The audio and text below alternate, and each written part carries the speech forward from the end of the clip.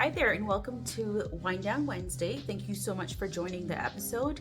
This week, we are going to talk about the importance of exposing your junior level attorneys, that is, your associates and somewhat of counsel, to marketing and business development and why it's important for you to do so.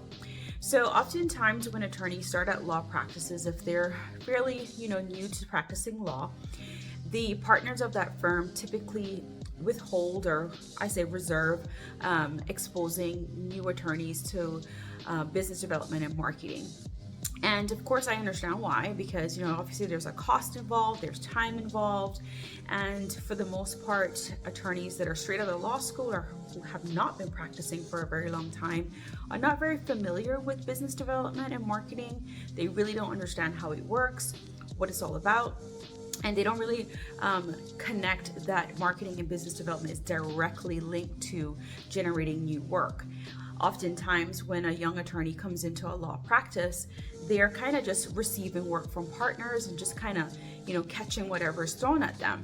Now, for being in the industry as long as I have, I can tell you that a firm that offers marketing and business development as a resource to younger attorneys are actually ahead of the game.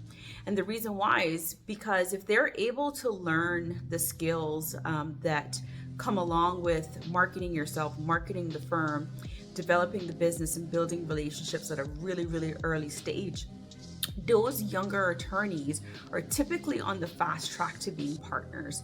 And what puts them on the fast track is they quickly understand the importance of marketing, quickly understand the importance of business development, and then they start to connect the dots, start relationships that are, in my mind, relationships that start when they're junior level attorneys that mature up with them. And with those maturity levels and those relationships maturing the way that they naturally and organically do, because they start when these individuals are typically quite young and new to practicing law. In 5 to 10 years, those relationships are so mature and what we call sticky, meaning that those relationships do not allow for people to want to go outside of that relationship for that type of law or a type of practice, a type of work.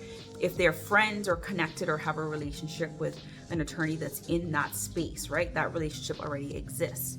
So it's actually a game changer if, as a law practice, you are bringing in your junior level and your freshly graduated law student that's now attorney into the space of marketing and business development. Because if you're playing long game and you're developing these individuals, developing their ability to market themselves, market the firm, develop the business, just overall, it's a win-win. Because if they develop and they're able to, figure out the marketing and business development side of a law practice, inside of practicing law, they're ahead of the game. So what happens is that you get this nice flow of work that starts to come out of these relationships that start when they're really junior, and as they mature up with the firm, of course, that work just continues to flow.